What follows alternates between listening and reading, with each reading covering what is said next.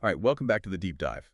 Today, we're really digging into a specific vision for what one group is calling next-gen medicine. That's right. We've got some source material here, notes, documents. Yeah, outlining a plan by the Health Engineering Group, HEG. And this plan involves bringing together, well, forming strategic relationships with two quite distinct players, SteadyMD and the Kresser Institute. Right. And what these documents seem to describe is a kind of potential doctor support platform, pulling these different elements together. Exactly. So, okay, our mission here for this deep dive is really just to unpack this specific concept based only on these sources we have. Hmm. We want to understand, what might this platform actually look like? What roles are SteadyMD and the Kresser Institute described as playing? And maybe what this suggests about, well, one possible future direction for how healthcare gets delivered. And why should you, listening, care about this particular picture? Well, these documents, they definitely touch on challenges lots of people face with healthcare today, the big rise in chronic disease. Yeah, that's huge. And that ongoing search for more personalized, more patient-focused ways of doing things.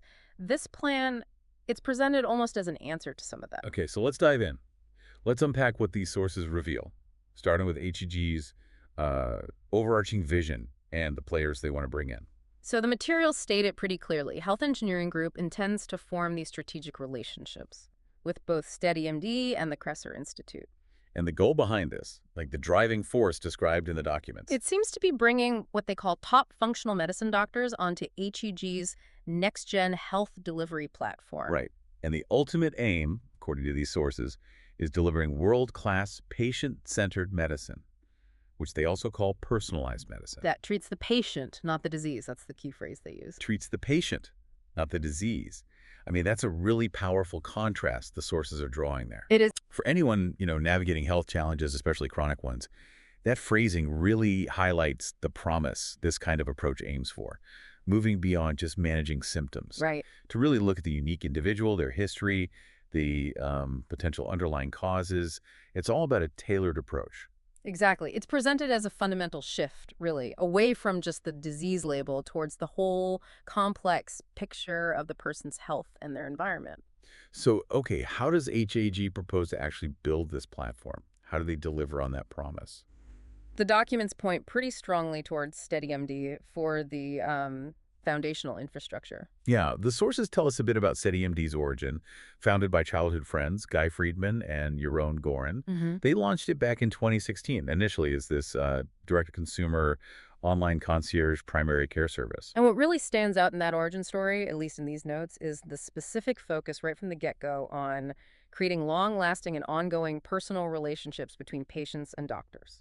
That seems central. And the scaling they describe is, well, pretty impressive. Yeah, it seems fast. Started in just California and Missouri. Right, 2 states. But the sources note that by 2018, just 2 years on, they were licensed, operating, and actually providing care in all 50 states. Wow, okay, that's rapid expansion. It really is. And that required building and, constantly refining a really robust clinical, technical, and operating platform, as the documents phrase it. Nah. They even expanded their services along the way into areas like mental health. The sources really emphasize their deep expertise in the nuts and bolts, recruiting, hiring, training clinicians nationwide. Which is complex. Oh, hugely. Managing the complex daily medical operations, navigating that whole intricate legal and regulatory landscape across every single state. It sounds like it wasn't just about the tech, it was about building the complete compliant operational engine behind it. So it seems like that infrastructure itself became their core strength, maybe. Because the documents state that other healthcare organizations, digital health innovators, they started turning to SteadyMD specifically for that ability, Yeah, the ability to launch and scale online care services. exactly. According to these sources, SteadyMD's business model today is really centered around powering these telehealth experiences for, well, a whole range of partners. Like who? Digital healthcare companies, labs, pharmacies, even employers, hospitals, health systems are Man, mentioned. quite a mix. And the key infrastructure they actually provide to these partners, as listed in the documents. It includes things like an on-demand clinician workforce, handling the day-to-day clinical operations, providing that crucial legal and regulatory support, and of course, their world-class product and technology. They mention employing hundreds of clinicians across the country. Right. And their stated mission kind of sums this up. enable access to better healthcare through our clinical, operational, and technical excellence. The aim is increasing access for patients, organizations, and clinicians. And the vision. Pretty bold. Be the backbone supporting modern healthcare. Okay. The documents also highlight their specific capabilities, powering telehealth in all 50 states, that rapid scaling ability, and being leaders in areas like at-home diagnostics and modern pharmacy services. What's really fascinating here, just looking at these sources, is how SteadyMD seems to have built this incredibly complex, nationwide, Yeah, like, operational and technical highway system. that's a good way to put it. This infrastructure, it effectively removes this massive barrier for anyone wanting to deliver healthcare services broadly, across all the state lines. Yeah, the compliance piece alone is huge. Right. It really suggests that having this kind of extensive compliant backbone could be the key ingredient. The thing that enables more specialized clinical models, like the one proposed by the Kresser Institute, to actually reach patients nationally, just as described in these documents. It handles all the, let's say, logistics and compliance headaches, freeing up the clinical side to really focus on delivering the care, but within that established framework. Which brings us neatly to the other key player mentioned in HE's plan, the Kresser Institute. Right. And according to this source material, their stated aim is pretty ambitious: change the future of medicine. Okay, lofty goal. And how do they propose to do that? Well, the Kresser Institute proposes a very specific core approach aimed at tackling the big health problems we see in the 21st century. It's a combination: functional medicine and ancestral health. Okay, functional medicine and ancestral health. Now, for listeners who might be less familiar, or even if you are, the sources give us their specific definitions or takes on these. They do. They describe functional medicine not as conventional, not as alternative, but as a kind of new model that represents the future of medicine. And they highlight some key characteristics. Yes. It's presented first as investigative, meaning it focuses really intensely on uncovering the underlying causes of symptoms, aiming for what they call profound results. Okay, investigative. What else? It's described as holistic. So, viewing the body as this complex, interconnected system that's in relationship with its environment, not just looking at isolated parts or symptoms. Makes sense. And critically, it's patient-centered. The source really stresses this. It means treating the unique individual, not just slapping a disease label on them.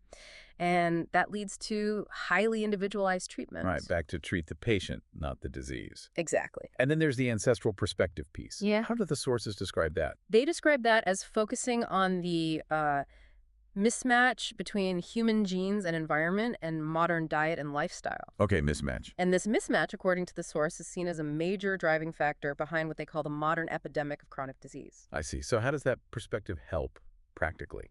Well, the source explains it helps ask better questions about those key lifestyle factors, diet, activity levels, stress, sleep. The foundation. Right. And that's presented as essential for actually developing customized nutrition and lifestyle plans for individual patients. Got it. Now, the Kresser Institute makes a pretty strong claim in these sources regarding chronic disease, doesn't it? They do. They state quite directly that conventional medicine doesn't stand a chance of turning the tide against chronic disease. It's a very bold statement.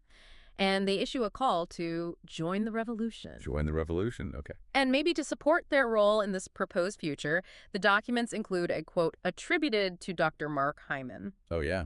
What does it say? He expresses confidence that the Kresser Institute will play an important role in training the next generation of functional medicine practitioners. So positioning them as a key training ground for this approach. Seems like it. The source also briefly mentions their specific training programs, the ADT practitioner training program and something called the Optimal Practice System, or OPS, linking them to the sort of practical application of their philosophy. Okay.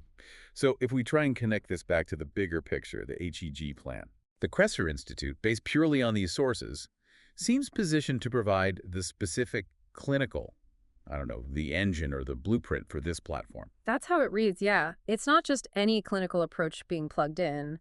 It's specifically functional medicine, informed by that ancestral health perspective. A framework that seems explicitly designed for the kind of individualized, root cause-focused care the sources describe as the platform's main goal. And that does raise an important question, just based on these sources. How might grounding a nationwide platform in this specific philosophy fundamentally shaped the type of care patients actually receive, compared to, say, models based on more conventional approaches. It definitely suggests a very particular kind of clinical experience is intended. Okay, so let's try and bring these two pieces together now, as described in the HEG plan. Right. As it's presented in the sources we have, HEG's plan is really about combining SteadyMD's strengths with those of the Kresser Institute. So the synthesis, as these documents seem to imply it, is that SteadyMD provides that essential nationwide infrastructure. Uh-huh. The telehealth delivery system, the operational engine, the legal and regulatory compliance across all states, the underlying tech platform, all that. While the Kresser Institute provides the specific clinical framework, that functional medicine and ancestral health approach designed to treat the whole patient, address root causes. Right. And potentially also the pool of trained practitioners who are ready to implement this specific approach within SteadyMD's established infrastructure. Okay. And the proposed outcome of putting these two together, as stated in the documents. It's described as a platform explicitly built to deliver personalized, patient-centered medicine, one that focuses squarely on the individual patient and addresses the underlying factors contributing to their health status. So, based just on these sources, what does this picture really mean for you, the listener? Well, it represents one very specific vision for how healthcare delivery could evolve.